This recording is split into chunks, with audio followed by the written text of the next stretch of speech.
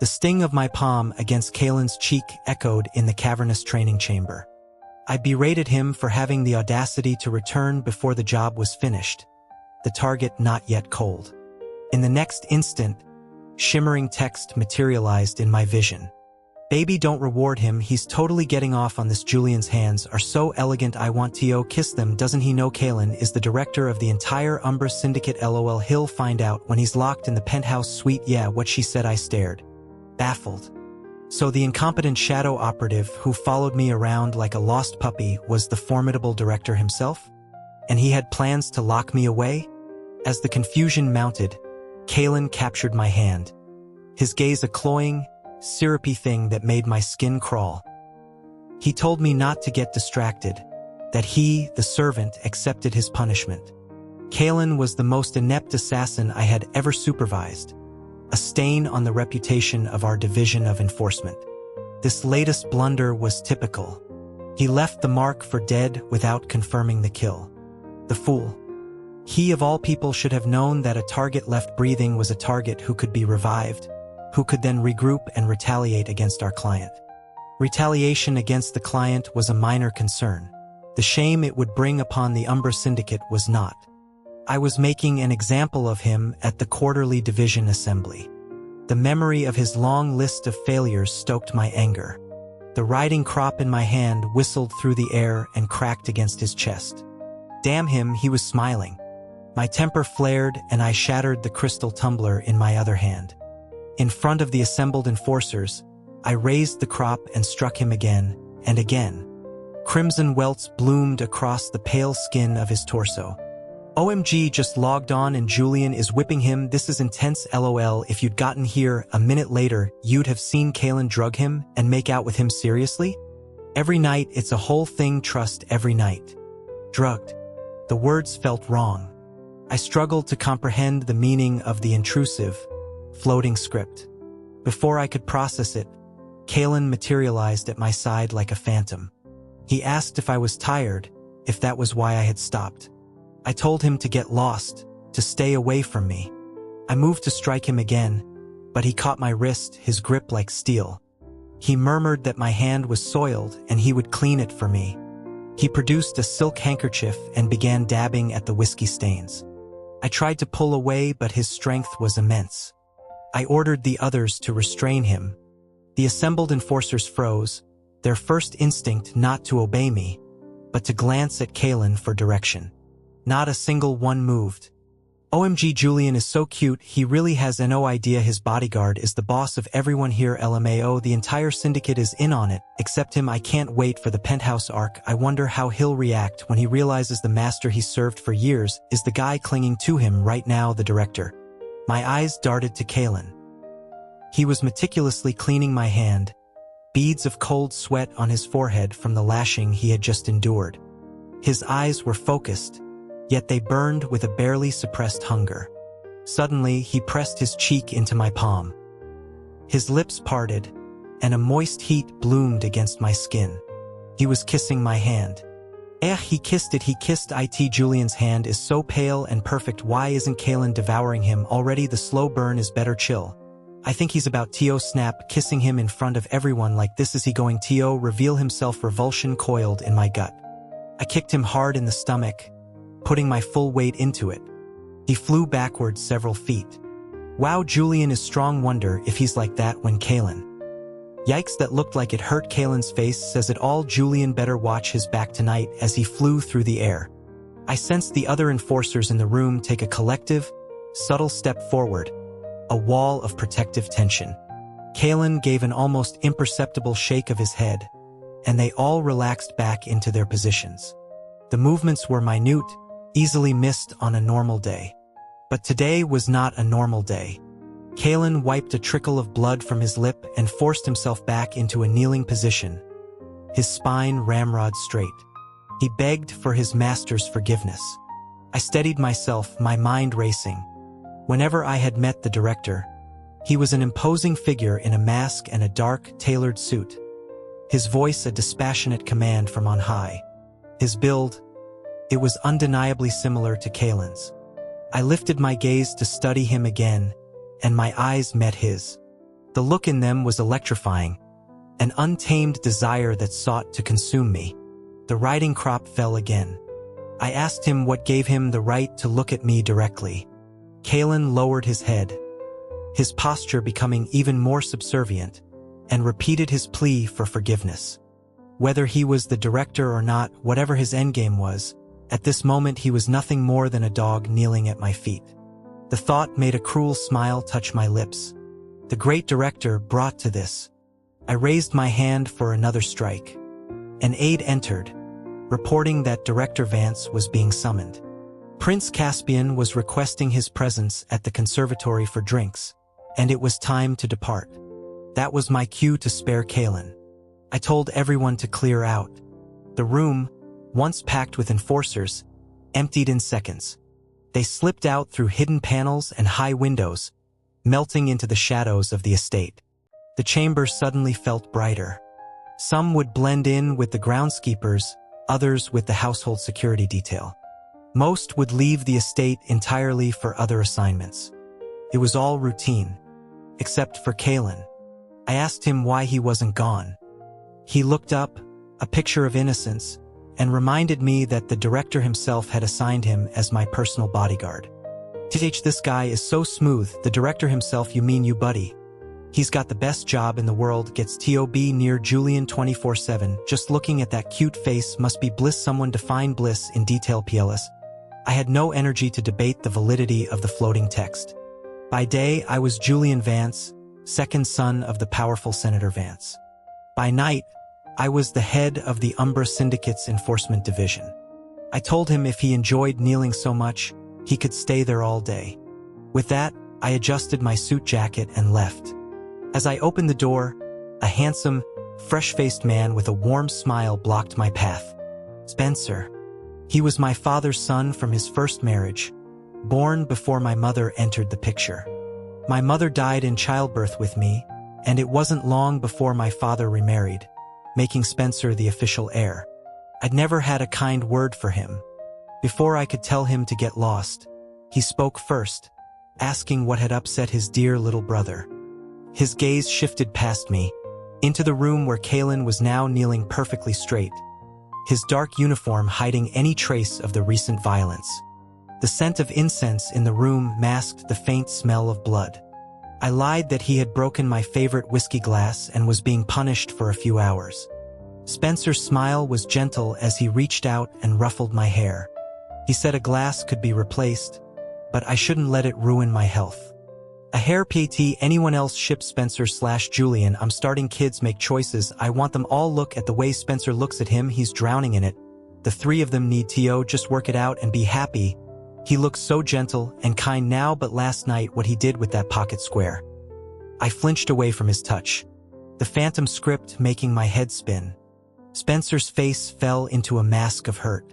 He asked if I disliked him now. I told him to get out of my way. From inside the room, I heard Kalen let out a soft, mocking chuckle. Spencer shot a glare over my shoulder, and Kalen met his eyes, all trace of his usual meekness gone. Watching the two of them face off, I just felt exhausted. OMG, it's happening, it's happening. The two lead males are finally squaring up. Please, Spencer is a DOJ lawyer. Kalen is the director of a secret assassin syndicate. What's the contest? Don't underestimate Spencer. He's a Yale grad and clerked for a Supreme Court justice. He knew the current administration was weak and backed Prince Caspian ages ago. Wait, I thought Caspian was just a playboy. When did he get into politics? Someone didn't read the prequel novel. Caspian is the cold, calculating type. He's been building his power base for years. I snapped at them to shut up. The sheer volume of information from the floating text was giving me a migraine. My outburst made Spencer's face soften with concern, asking if he was being too loud. I confirmed that he was and told him to move. I shoved past his shoulder, pulling my cashmere coat tighter around me.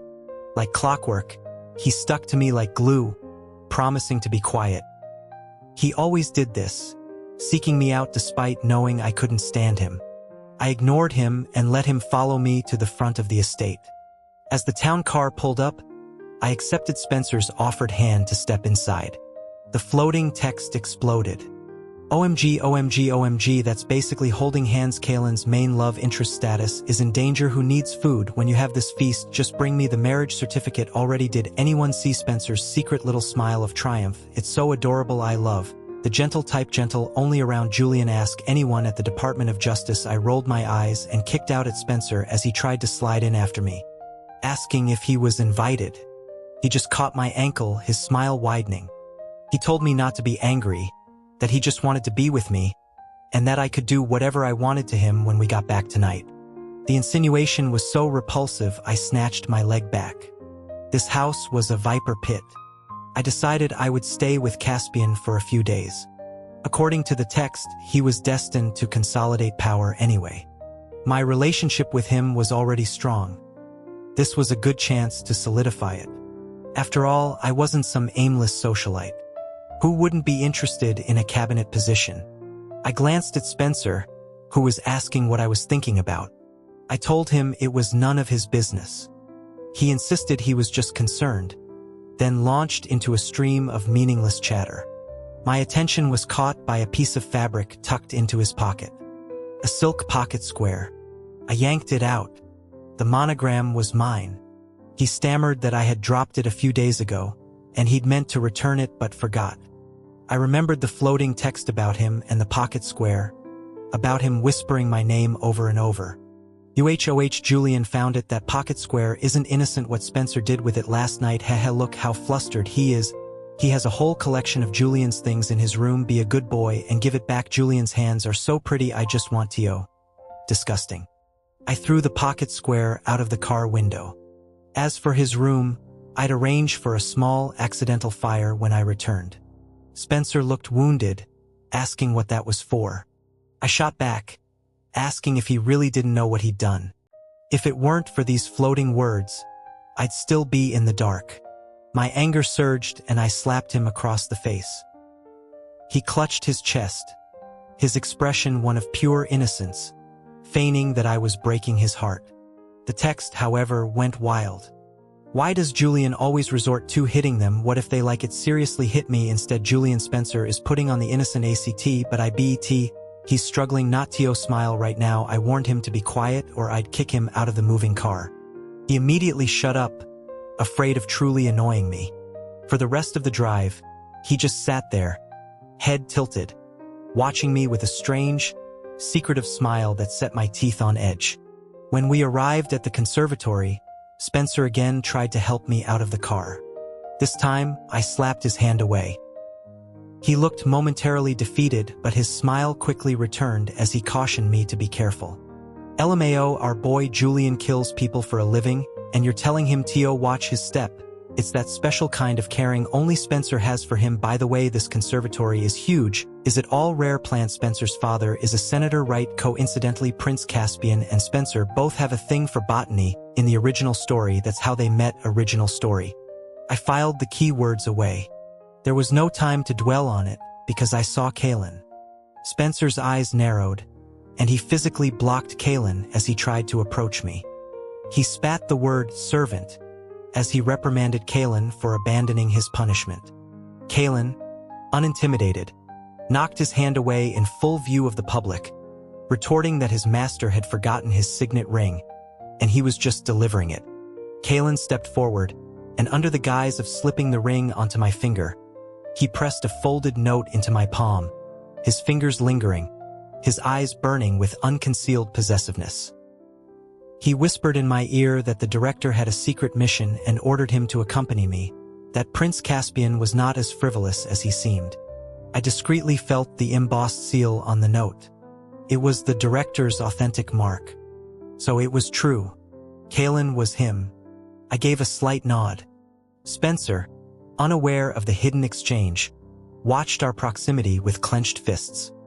He demanded to know if Kaylin was done, and if so, to return to his punishment. Kaylin met his gaze head-on, asking what right he had to give orders when his master hadn't spoken. OMG, it's on. Caspian is inside, right? So his secret service must be everywhere. So what? The Umber Syndicate has carried out assassinations in the White House before. They're both powerful, but I'm Team Spencer. Don't forget, Spencer might seem like a preppy lawyer, but he's a former Special Forces operator too. He's not just book smart, Soichia. I forgot he had that backstory. He looks pissed. He looks fine on the outside, but I bet he's grinding his teeth too. Dust lol. I glanced over. It was true. I rarely saw Spencer angry. He usually wore a perpetual mask of a smiling, amiable gentleman. But today, he had lost his composure, likely shocked that a mere subordinate would dare challenge him. After a moment of seething, Spencer's anger broke, and he laughed. He said he was, of course, his master's dear older brother. As he spoke, he took my hand, lacing his fingers through mine. I tried to pull away, but his grip was unyielding. Damn, Spencer making the first big public move. He's his brother holding hands isn't a huge deal, but Kalen is fuming. Kalen was just a bodyguard in public. He had no standing to touch me. Seeing the silent rage on his face was satisfying. So what if he was the director? If he wanted to play the role of a dog, I would give him the opportunity.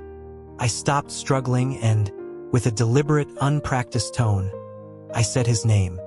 Brother. The shock and joy that warred in Spencer's eyes was comical.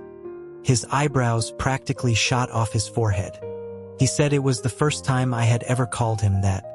Kalen's gaze turned glacial, fixed on my hand intertwined with Spencer's.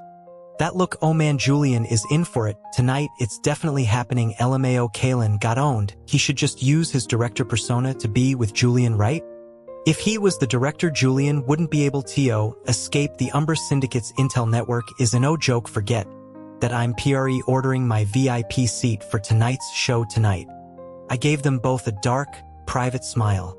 Tonight, I was staying with Caspian. Neither of them would get what they wanted. Spencer led me by the hand into the conservatory. A few steps in, we found Caspian. He was lounging on a bench in a small pavilion, dressed in a silk shirt that shimmered like gold. One leg dangled nonchalantly. He held a leather-bound book, his focus intense. His features were devastatingly beautiful, androgynous, with eyes that promised both romance and mischief. A breeze rustled through the exotic plants, dislodging a single orchid petal. He raised a hand, and it danced on his fingertips. OMG, I die every time I see Caspian, my beautiful son. Let me kiss you, so pretty and so smart. I only ship Julian and Caspian. Careful what you say. Kalen is the main character, and the fated one. If it's a 1v1, Julian will end up with him. Fated one. What was that about? I was still pondering the floating words when I looked up and saw Caspian's gaze fall upon my joined hands with Spencer. His eyes darkened. For a split second, I thought I saw a flash of murderous intent. Spencer had to release my hand. He and Kalen bowed formally to the prince. Caspian ignored them completely, his eyes only for me. He smiled warmly and opened his arms. He called out to Julian. I smiled back, and as I moved to embrace him as I always had, the text in my vision exploded, nearly blinding me. Help, help. Julian smiled for the first time today. I'm melting. OMG, he's so beautiful. When he smiles, my heart feels warm. Is he going to hug him? It's crazy how Kalen and Spencer have to scheme so hard and get nothing, but Caspian just opens his arms and Julian goes willingly. One is a secretly ruthless enforcer, and the other is a power-hungry prince playing dumb. They're perfect for each other. You mean like a perfect storm? LOL. Julian and Kalen are the official pairing. Think about it. The ultimate powerful man becomes a devoted dog for the one he. Okay, stop fighting. Let's just enjoy the triangle. BTW. Has Caspian finished lining the shackles in his safe room with velvet yet? Asking for a friend who is waiting for the kidnapping plot. My smile froze on my face. My body went rigid. Was there a single normal person in this world? Caspian, oblivious, wrapped his arms around me. He asked what was wrong, his concern looking utterly genuine. I could only pray the text was lying. Shackles. Velvet. I gently extricated myself from his embrace, claiming I was just tired from a poor night's sleep. Across the way, Kalen shot a quick, knowing glance in my direction. Yep, Kalen's drug dosage must have been off last night. Julian probably noticed something. I don't think it was the dosage. Kalen never makes mistakes like that. He probably forgot to be gentle. Silence. I was grateful to the text for revealing my predicament. Otherwise, surrounded by these degenerates, I'd eventually let my guard down. I looked at Caspian again. He seemed confused as to why I'd pulled away, a question in his eyes. But shackles? Velvet? No, I was going home to my own bed tonight. I just have to make sure Kalen was tied up securely. Caspian, puzzled by my sudden coolness, quickly recovered his usual charming demeanor and turned his attention to Spencer. He remarked that he looked familiar. Spencer bowed respectfully and introduced himself as a prosecutor from the Department of Justice and Julian's brother. Caspian's smile was thin. He replied that he was aware of the senator's eldest son, but he didn't recall inviting him. Spencer's own smile was unflappable. He explained he was only escorting his younger brother and thanked the prince for his concern. Kalen shot him a smug look and moved to follow me, but Spencer blocked his path again, reminding him that he was still under punishment and should return with him. Spencer finally recognizes Kalen as a rival, but it's too late. He's accidentally giving his other rival alone time with Julian LMAO. Poor Spencer. He should have just let Kalen stay. Wonder who Julian will choose. Kalen gave him that note about a mission. What mission? It's obviously a ploy so Kalen can stick to Julian's side. I met Kalen's pleading, suggestive gaze with a cold one of my own. I told him to go back and continue kneeling. He looked at me in disbelief, then glanced at the hand that had accepted the secret note. Yes, I knew there was a mission. So what? Missions were common. The opportunity to see the great director brought low was rare. I was not a kind person. Wow, did Julian figure it out? OMG, Kalen is so mad. The penthouse suite is happening tonight. Isn't it? It's happening tonight, the penthouse suite. My brow furrowed. That was not a good sign. As I was thinking, Caspian draped an arm over my shoulder, his beautiful eyes smiling, a gentle light dancing in them. He asked what was on my mind. I told him it was nothing. Kalen saw the casual intimacy of Caspian's touch and his eyes looked ready to shoot flames. But Caspian was royalty. All Kalen could do was seethe, leaving the conservatory with an equally furious Spencer. Interesting. Later, over drinks, I excused myself to the restroom. In that brief solitude, I pieced together the critical information from the floating text. This world was a book. According to the original plot, Prince Caspian, with the help of Spencer Vance and Kalen, the director of the Umber Syndicate, would assassinate the president's designated successor and seize power. I was supposed to be a minor character whose only purpose was to be discovered by Spencer, thereby connecting him to Kalen. But somewhere, through some cycle of events, the world had gone insane. The three of them had shifted their ambitions from power to me. This current iteration was the most bizarre yet. I could even see the live commentary. The commentators, for their part, seemed to enjoy the chaos.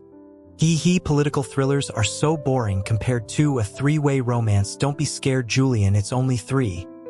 What in God's name were these people talking about? I clenched my fists, trying to think of a way to change my fate. The next moment, my hand was grabbed and I was pulled against a cold marble statue. A mouth crushed down on mine. The kiss was deep and possessive. My lips licked and bitten until I had no room to breathe.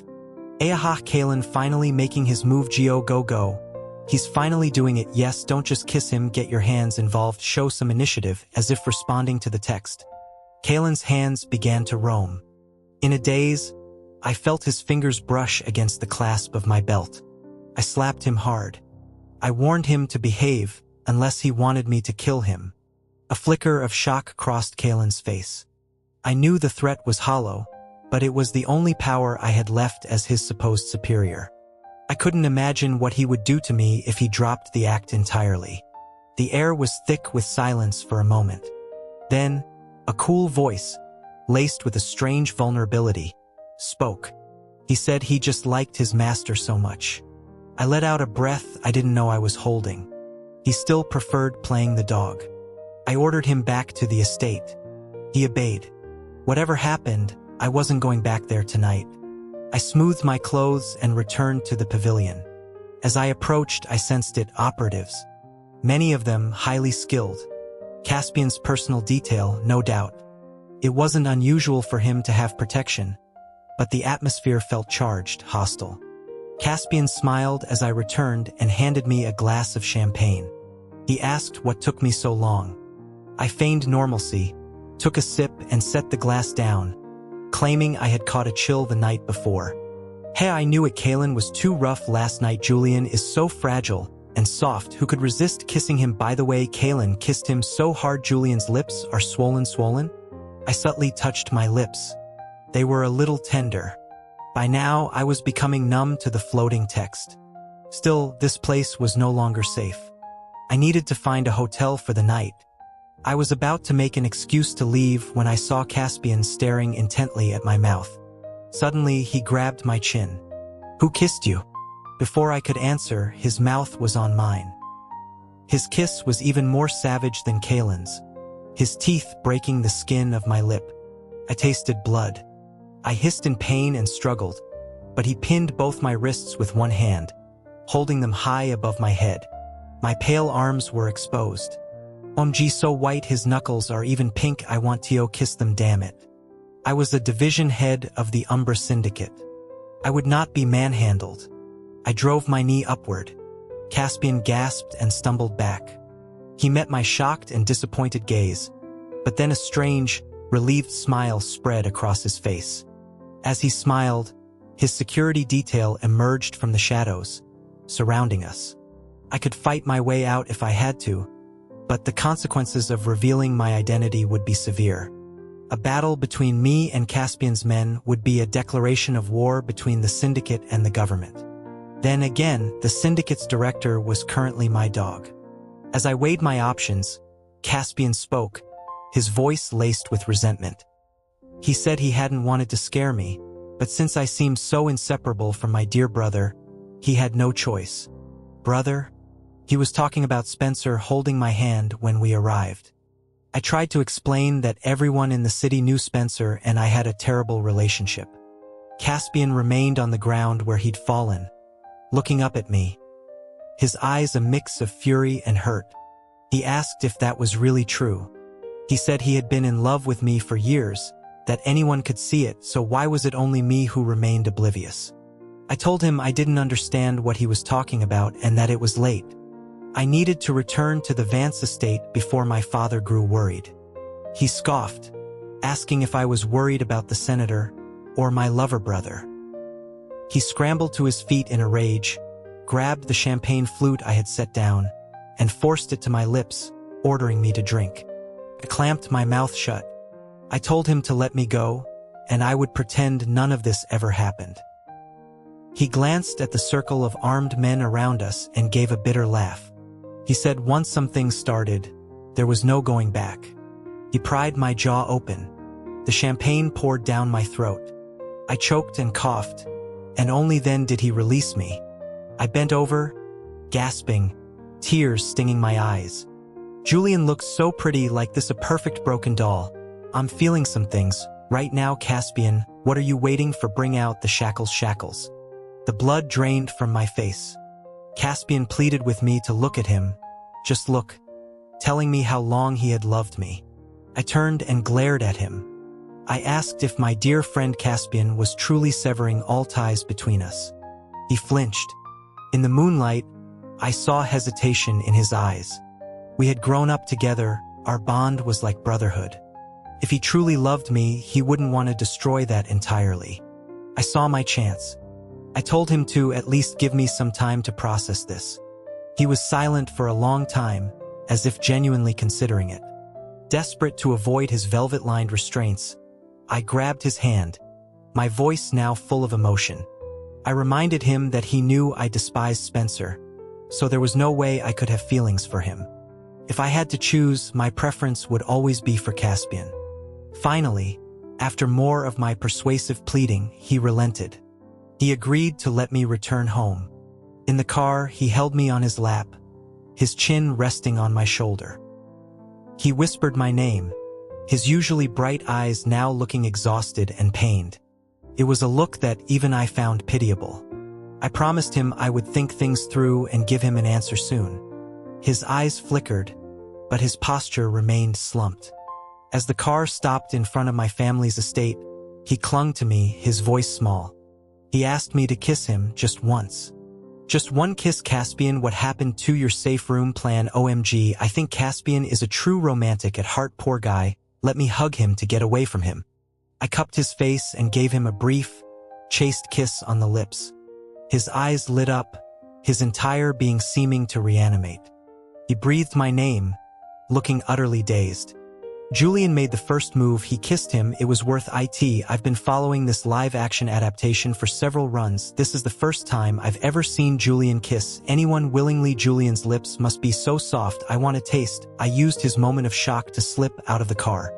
I made it to my private wing of the estate, but the moment I stepped inside my suite, I saw him. Kalen was sitting on my bed, his eyes like chips of ice. A strange wave of guilt washed over me. This was my room. I demanded to know what he was doing here. A slow, predatory smile spread across his face. He said he was, of course, waiting obediently for his master. It was his master, he added, who hadn't been obedient. A torrent of floating text filled my vision. Words like penthouse, now, immediately. A sense of dread crawled up my spine. My hand was on the doorknob, ready to bolt, when I smelled a familiar, sweet scent. Damn it, the syndicate's custom knockout incense. When I woke, my eyes were covered with a silk blindfold that let in only a sliver of light. I was on a bed with shackles on my wrists and ankles.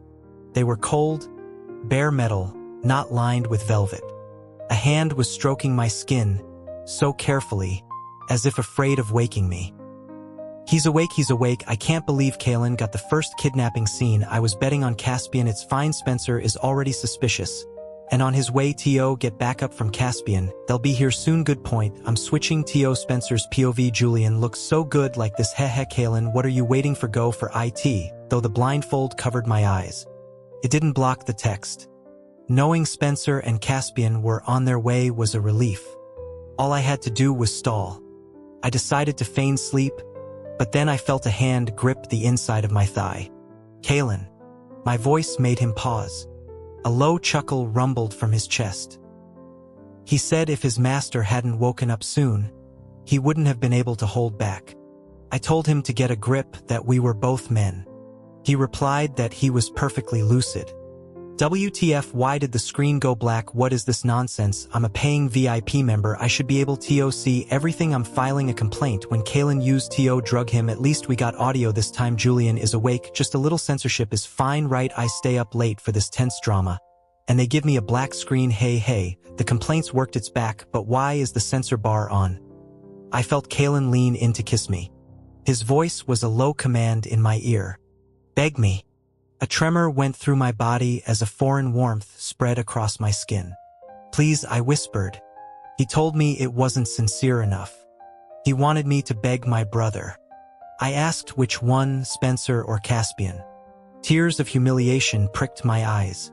My skills were suppressed. I couldn't access my strength. I had to endure it. Please, Kalen, I forced out, my voice thick. Kalen is the best. Let me go, please. My soft-spoken please seemed to work. He relented and removed the blindfold. The room was filled with the scent of sandalwood. The decor was unmistakable, dark wood carvings bearing the syndicate's sigil. This was the director's personal suite.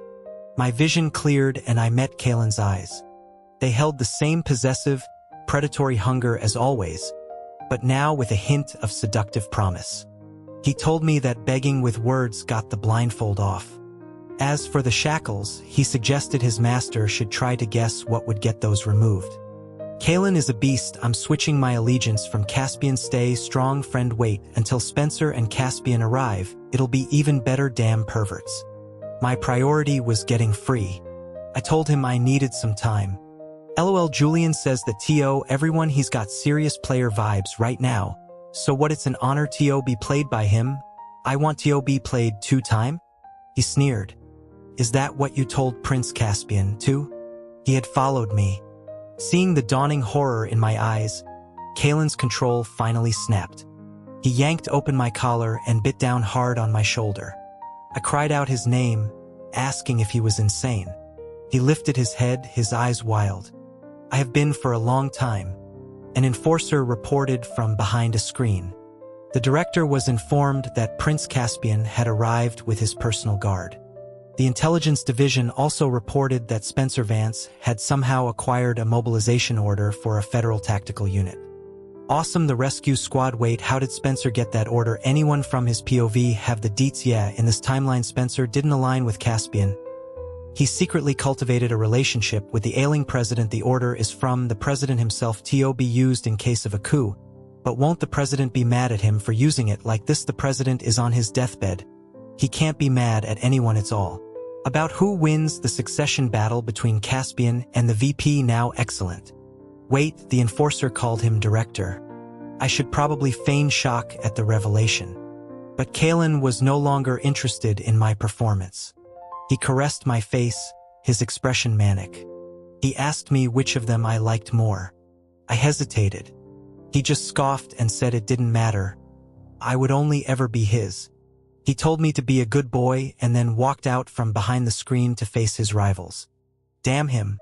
He could have at least unshackled me before leaving. I had to work on them myself. I should have paid more attention during escapology training. I managed to mess up my hair enough to pull a decorative pin free with my teeth. Then, twisting into an agonizing position, I used the pin to pick the lock on my right wrist. Success. The others were easier. Is Julian really that smart? Of course, he's the youngest division head in Umbra history, but what's he going to do now that he's free? Go outside and mediate? Mediate? Not a chance. I quickly retied my hair and slipped out the window. Goodbye and good riddance. Whoever won, the outcome for me was another locked room. Better to run while I could. The moment I was outside, an explosion rocked the syndicate's perimeter wall. Through the smoke and dust, I saw a column of armored vehicles. At their head, astride a white horse, sat Spencer, dressed in a simple but elegant suit. He looked up and saw me. Fancy meeting you here, brother. I was so dumbfounded I almost laughed. So Kalen and Caspian are fighting it out at the front gate, while Spencer sneaks in the back and gets the prize. LMAO, it's not about arriving first, it's about arriving at the right time. Julian has to go with him. Now go with him. They should elope before I could react. Spencer spurred his horse forward and swept me up, pulling me onto the saddle in front of him. I'm taking you away from all this, he murmured. His arms wrapped tightly around me as he expertly handled the reins. The clean, crisp scent of his cologne was momentarily dizzying. The horse was fast, the wind sharp against my face. For a second, I thought we might actually escape. And where do you think you're going? Kalen dropped from a treetop, landing silently in our path. We tried to turn back, but Caspian was there, blocking our retreat. Syndicate assassins and government agents swarmed from all directions, encircling us completely.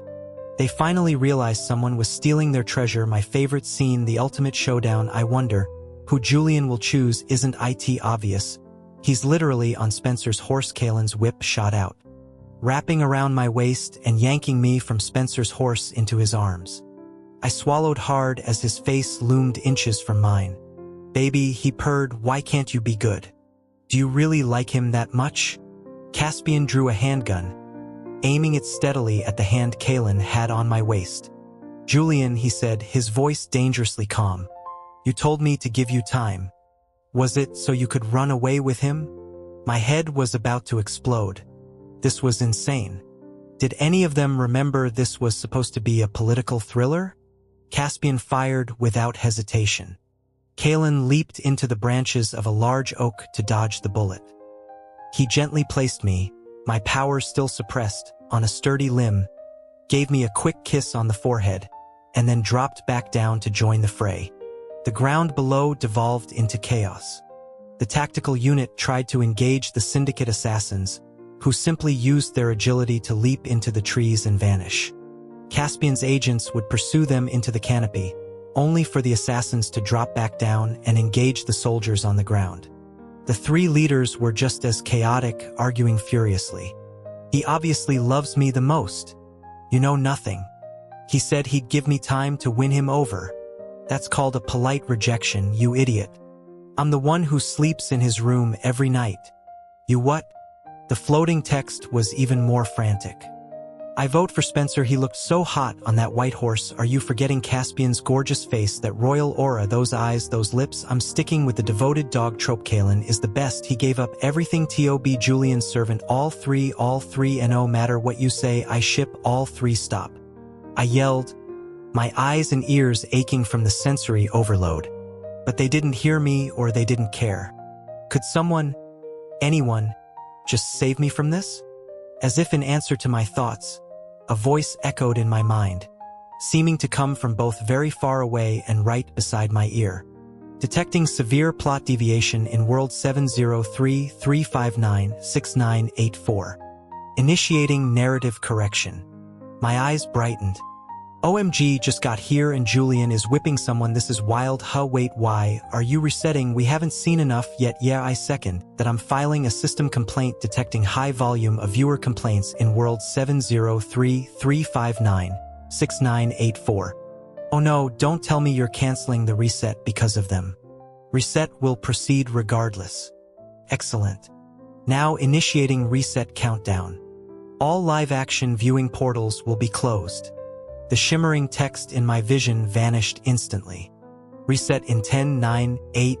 I leaned back against the tree trunk, a sense of peace settling over me. This mad world could finally return to normal. Let the political thriller resume. I would gladly go back to being a minor character. Anything was better than being the prized possession of three lunatics. 3, 2, 1. World reset initiated. The world dissolved into a swirl of light and color, like a dream reaching its conclusion. After an indeterminate time, I felt the ambient light dim significantly. I opened my eyes. The syndicate's enforcers were gathered in the assembly hall. A riding crop was in my hand. Baby, don't reward him, he's totally getting off on this. Julian's hands are so elegant, I want to kiss them. Doesn't he know Kalen is the director of the entire Umbra Syndicate? LOL, he'll find out later. Yeah, what she said. Kalen knelt obediently before me, a fresh red handprint already blooming on his cheek. He looked up and murmured, Master, don't be distracted. Your servant accepts his punishment.